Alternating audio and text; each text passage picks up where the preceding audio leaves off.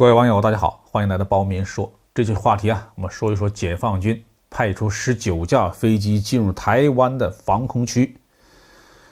解放军派军机进行绕台飞行已经常态化，几乎每天都会进行。但是一般来说呢，只会派个位数的军机行动，派出超过10架军机的情况是比较少见的。9月5号，台湾当局报告说，当天解放军派出了多达19架次的军机飞越台湾岛西南空域，其中包括10架歼16战斗机、4架轰6轰炸机以及1架反潜机。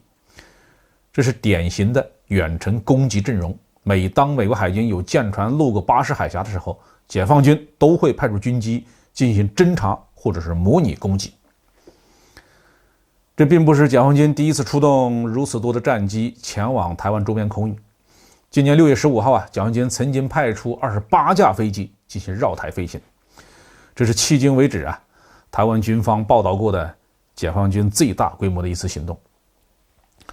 9月5号的行动对台湾媒体的震动同样是巨大的，主要原因是美国 CNN 在报道这件事的时候强调说这个轰6轰炸机能够搭载核武器，因此台湾媒体在报道的时候纷纷称核轰炸机绕台。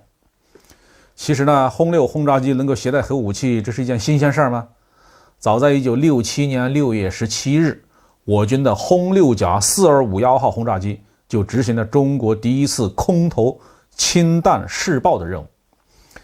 台湾媒体长期以来故意把头埋在沙子里不愿意正视我军的核打击能力，极少报道相关的消息，所以才在美国媒体的提醒之下受到震动。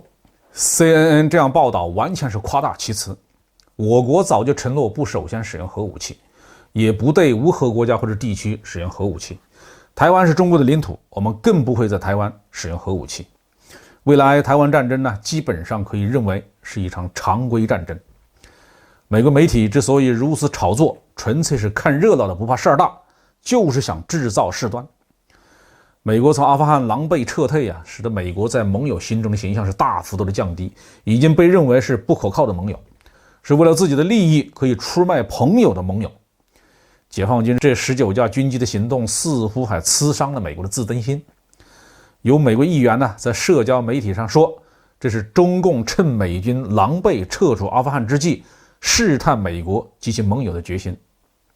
这么说也没错，我们就是要显示我们的实力，就是要试探你美国的成色。这次解放军军机大规模出动的时机也耐人寻味。前不久美国纠集英国和日本的航母与2栖攻击舰在日本南部的海域进行大规模的军事演习。美国海军陆战队和美国的 F-35B 战斗机互相在对方的航母上起降。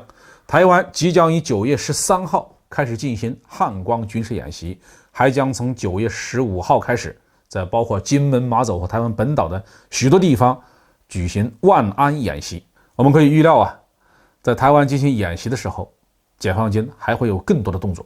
解放军派遣军机绕台行动的规模越来越大，这不仅仅是发出警告性的信息，也是解放军在为统台行动进行演训，在为真正的战斗做准备。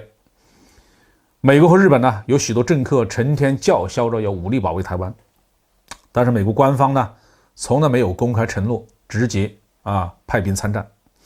如果我们的演习规模扩大，越来越贴近实战，将会形成有力的威慑，让美日知难而退。反之，如果我们展示的实力不够强大，就有可能让美日铤而走险。因此类似的大规模行动还将继续发生，让我们看看美日如何反应。好，这句话就说到这里。